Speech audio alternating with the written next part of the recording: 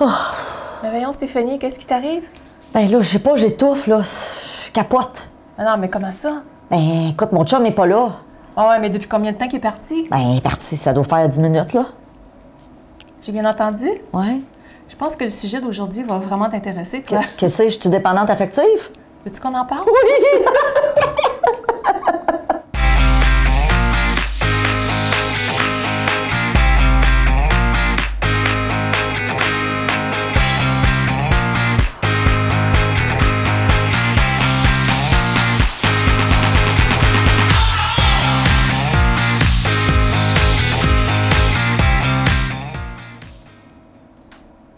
Bonjour et bienvenue à Mastef TV, votre télé inspirante. J'espère que vous allez bien. Je me présente, je suis Stéphanie Mineault et vous le savez, je me suis donné une mission, c'est de vous inspirer, d'inspirer 10 millions de personnes. Et aujourd'hui, on va parler d'un sujet qui est très populaire parce que vous m'écrivez souvent pour m'en parler, pour vous poser des questions. Beaucoup de gens se posent la question, est-ce que je suis dépendant affective ou affectif? Est-ce que mon partenaire de vie est dans la dépendance? Et aujourd'hui, on reçoit vraiment une spécialiste du sujet. Je savais pas comment vous la présenter. C'est une conférencière, c'est une formatrice, mais surtout... Tadam! C'est une auteure! Salut Lynn Bolduc!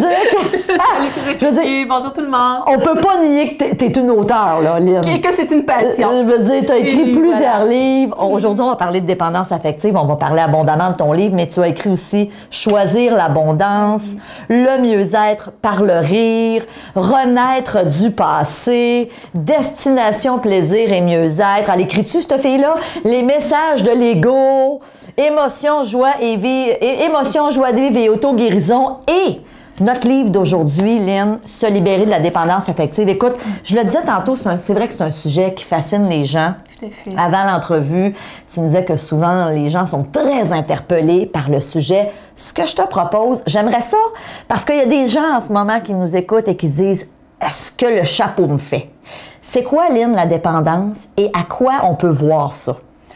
Je vous dirais dans un premier temps que 98 de la population est touchée par la dépendance affective, contrairement à ce qu'on pourrait penser. Vraiment? Fait qu'on met la table déjà là pour interroger peut-être une majorité de gens. Moi, je donne 2 non, non.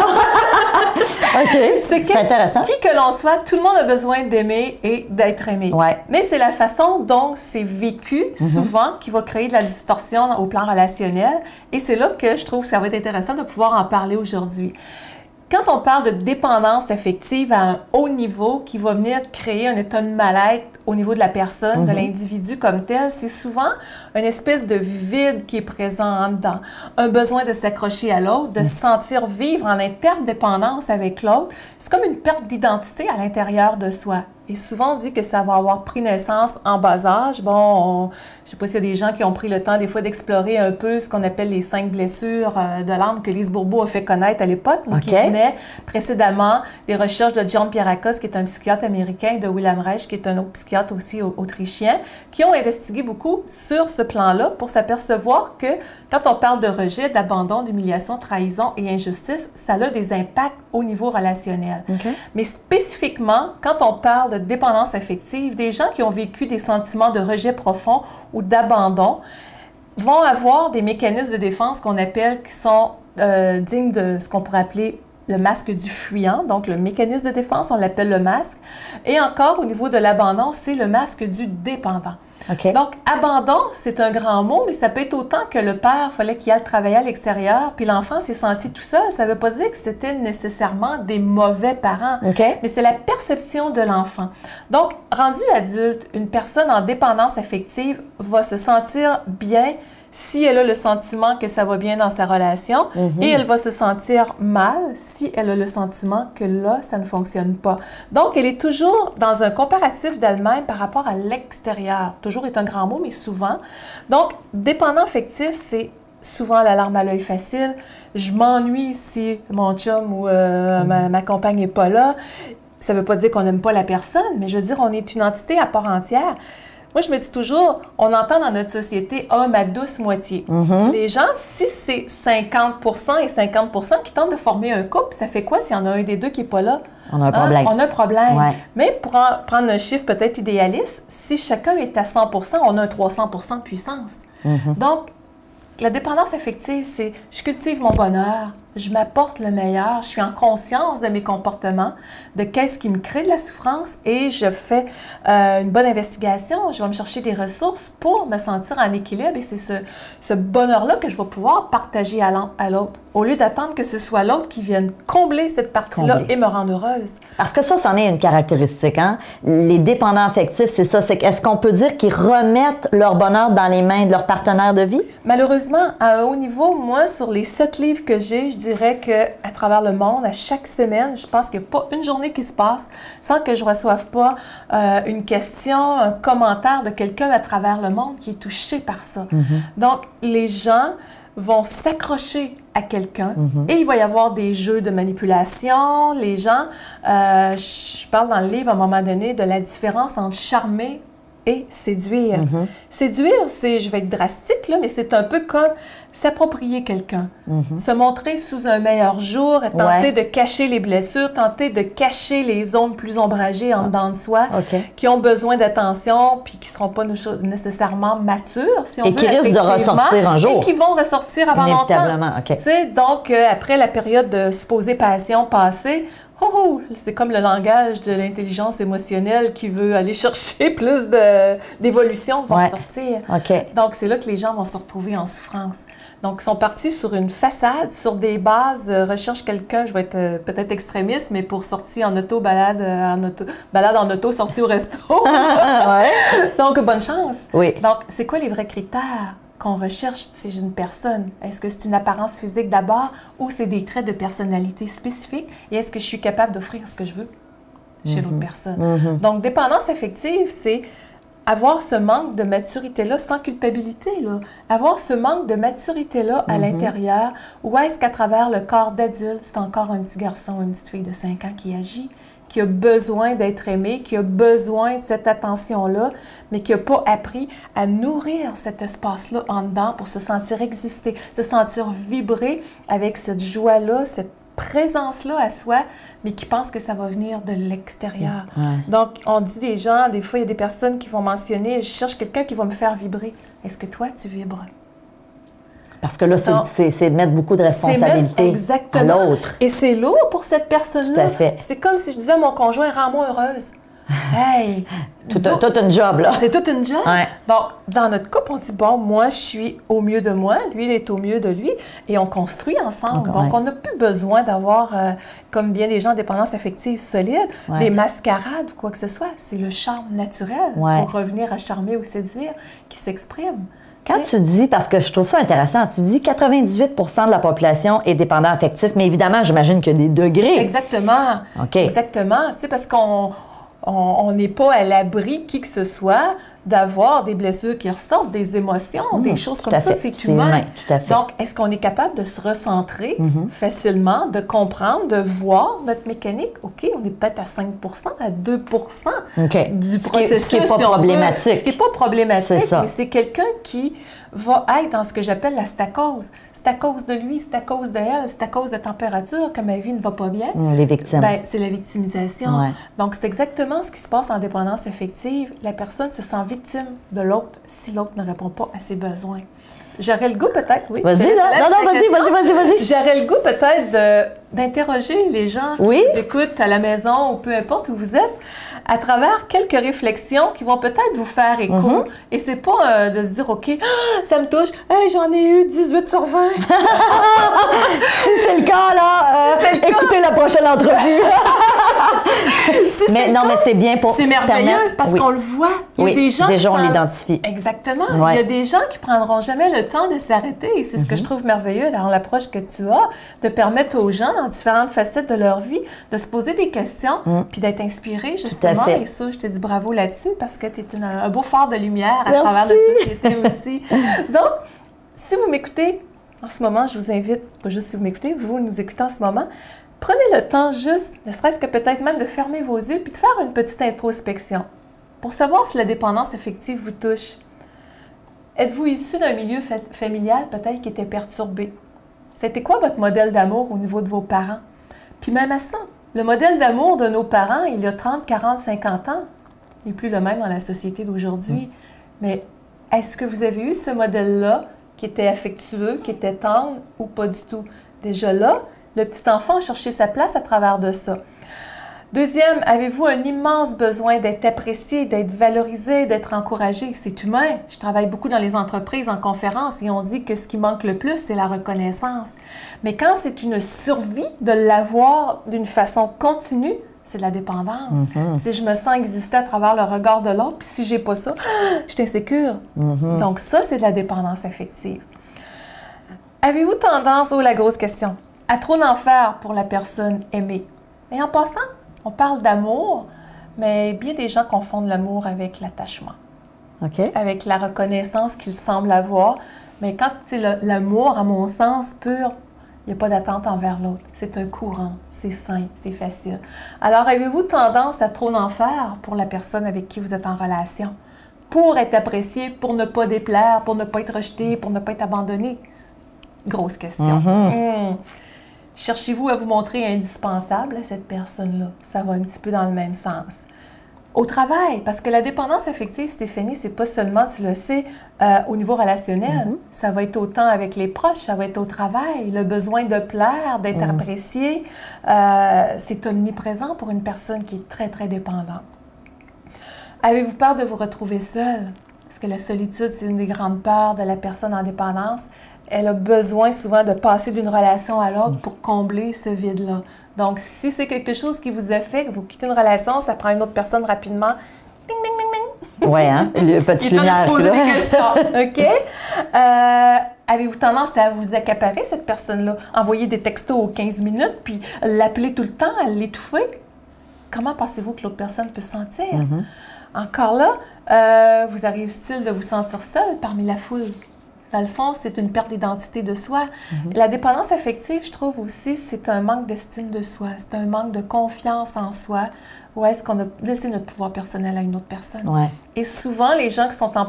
il y a deux types de dépendance. Si on veut le voir, il va avoir la partie plus soumission et il va avoir l'autre, la partie plus contrôle, pervers narcissique et compagnie. Donc, les deux sont en dépendance affective, mais dans une approche complètement différente. Puis on va dire souvent, une personne qui est plus soumise, pourquoi qu'elle va attirer des personnes plus dépendantes? Au niveau du pouvoir, du contrôle, c'est qu'elle confie son pouvoir à l'autre. Tu sais, c'est comme des fois, on peut être trop bon comme personne, puis on pense que tout le monde, il est beau, il est gentil, on ne se protège pas assez. Mais c'est aussi une forme de dépendance, et on attire ça. Et c'est là que je me dis, quand on attire des personnes comme ça, au lieu de dire « Ah, c'est un ci, c'est une ça », merci. C'est un acteur dans la pièce de théâtre de la vie qui vient me montrer ce que j'ai à améliorer chez moi. Et quand ça va être travaillé, ça va être amélioré, bien, il n'y en aura plus de ces personnes-là sur mon décor.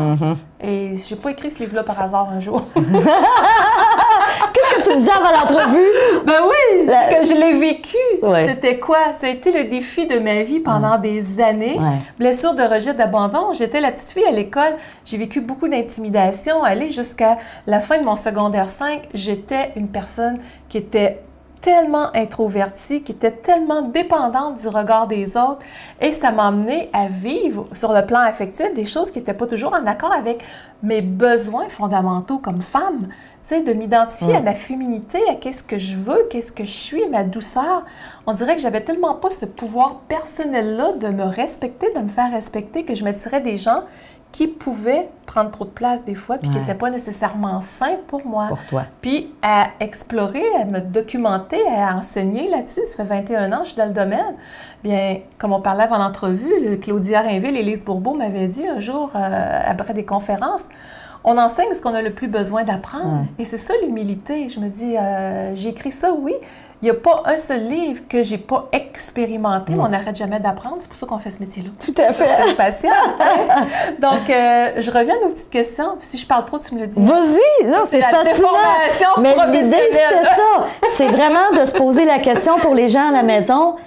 Je me reconnais-tu, là? Puis on est vraiment là-dedans, là. Puis c'est ça l'objectif. Exactement. Bien, merci. Donc, est-ce que vous avez peur d'être rejeté, abandonné, ou que la personne aimée prenne ce qu'elle veut de vous puis vous abandonne par la suite? C'est gros, ça aussi. Puis ça fait mal. Tu sais, vous avez le droit de dire, OK, oui, ça fait mal, puis j'ai pas été bien là-dedans. C'est pas qu'on cache la situation, OK, je vais m'en sortir, je deviens fort ou je deviens forte. Non, je l'admets. C'est comme un alcoolique qui veut transformer sa vie. Tant qu'elle ne mettra pas qu'il y a un problème d'alcool ou de toxicomanie dans un autre contexte, ça ne peut pas changer. Tout à fait. Bien, c'est la même chose au niveau de la dépendance affective. J'admets que oui, c'est une chose qui peut me toucher comme être humain, puis c'est sain de le dire, puis là, on peut transformer les choses. Est-ce qu'il y a un sentiment de honte, de gêne qui monte en vous si vous pleurez, si vous avez peur, si vous vous emportez contre une personne? La personne en dépendance a tellement peur de déplaire que si elle se retrouve dans sa vulnérabilité, elle se sent mal, elle se sent coupable, elle a honte, elle se sent pas bien. Donc, quoi qu'elle fasse, en bout de ligne, elle se sent mal. Oui. Fait que c'est tellement inconfortable. C'est très inconfortable. Et évidemment, plus on est haut dans le registre, là, plus on le vit intensément.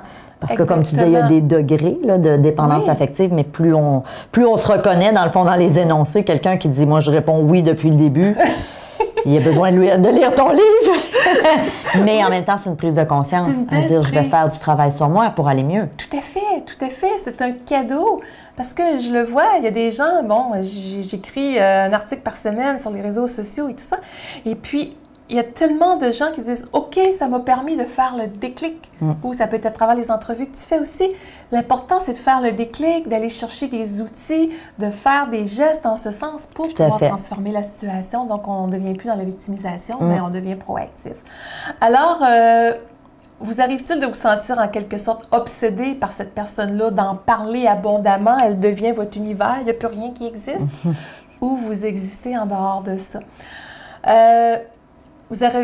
La grosse question. Vous arrive-t-il d'avoir le sentiment de jouer le rôle du sauveur du monde? Ce qu'on verra peut-être dans l'autre entrevue tout à l'heure, il y a deux rôles. Il va y avoir le rôle du sauveur du monde et le rôle de ce que j'appelle le capteur. Donc, il y a des gens qui vont donner, puis il y en a d'autres qui vont prendre, mais ils ne sont pas capables de donner. OK. Donc, souci, quand on met ça dans une relation, bien, le sauveur du monde qui a besoin de se sentir exister, il va s'attirer quelqu'un qui va prendre parce qu'il se sent revalorisé. Donc, c'est de la dépendance affective à haut niveau. Puis l'autre, bien, c'est comme un puits sans fond, donc c'est de la dépendance aussi. Alors, vous arrive-t-il de vous sous-estimer? De vous excuser facilement pour tout et pour rien? Vous arrive-t-il de même pas savoir qui vous êtes au fond de vous-même? Donc, c'est des grosses questions, on pourrait en mettre encore, là, mais je vois l'essentiel. Alors, c'est s'observer, agir et agir au quotidien, de voir nos propres scénarios en action pour pouvoir les intercepter au lieu d'être dans une espèce d'hypnose collective on fonctionne là-dedans sans s'interroger trop. Lynn, c'est vraiment fascinant et je suis certaine, parce que, comme on se le disait au début de l'entrevue, il y a plein de gens qui sont interpellés par ça, par la dépendance. Il y a des gens qui se sont reconnus en ce moment. Et évidemment, la dépendance amène plein de choses dans notre vie. Souvent, j'imagine qu'on pourra en parler dans notre prochaine entrevue, mais ça peut amener à de la jalousie, j'imagine. À aussi peut-être des fois des relations très, très toxiques où, comme tu dis, il y a deux personnes qui jouent des rôles, mais les deux, on n'est souvent pas bien. Si on est dépendant affectif, des fois, on peut faire vivre aussi à l'autre des choses difficiles. Lynn, ce que je te propose, c'est que dans notre prochaine entrevue, parce que là, on a dépeint la dépendance et aussi on vous a donné des outils pour savoir est-ce que je me reconnais. Puis, tu sais, honnêtement, je pense qu'on peut toutes et tous se reconnaître à certains degrés. Ceci dit, j'ai envie qu'on explore ensemble parce que c'est vraiment un sujet fascinant. Qu'est-ce que je fais là, à partir du moment où je fais comme oui, j'ai dit oui à toutes les questions de Lynn. J'ai un gros problème et la réponse c'est non. Comme tu l'as bien dit, c'est pas un gros problème. À la limite, c'est un cadeau qu'on se fait aujourd'hui ensemble de dire OK, j'ai peut-être du travail à faire sur moi. Ce que je te propose dans notre prochaine entrevue, on va se donner maintenant des pistes de solutions. À partir du moment où je m'identifie, oui, je me suis reconnue là-dedans dans un ou plusieurs énoncés, qu'est-ce que je peux faire pour essayer de m'améliorer? Parce que j'allais dire de s'en sortir. Est-ce qu'à quelque part, on peut complètement s'en sortir? J'oserais dire oui.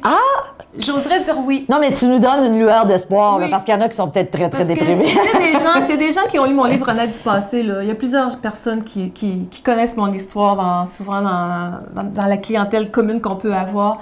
J'étais une locumène. J'étais une personne qui était vraiment... quelqu'un m'aurait dit un jour, tu vas avoir une carrière publique, tu vas parler de tout ça. J'aurais dit jamais. Et puis, même le médecin m'a dit, je ne sais même pas si tu vas t'en sortir quand j'avais 29-30 ans environ.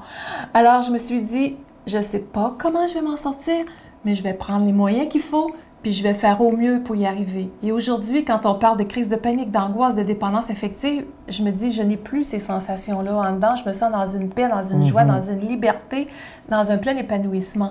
Donc, je me dis, si j'étais à plat, au seuil de la mort, quasiment comme mon médecin disait, puis j'ai relevé tout ça sur le plan physique, affectif, ben je me dis, mon histoire n'est pas plus belle, pas pire que qui que ce soit. On est tous un grand livre d'histoire. C'est qu'est-ce qu'on fait à partir d'aujourd'hui? On dit peut-être on a eu une enfance difficile, il est toujours temps d'avoir une enfance heureuse, il est toujours temps de créer un aujourd'hui merveilleux pour avoir un lendemain extraordinaire. Alors, c'est de ça qu'on pourra parler. C'est une tonne de briques, c'est comme, my God! C'est possible, mais je trouve ça super, Lynn. Écoute, j'ai envie de te dire merci. Et évidemment, je ne sais pas si vous êtes comme moi, là, mais moi, j'ai juste hâte de faire la prochaine entrevue. Alors, pour les membres premium, allez tout de suite voir la prochaine entrevue.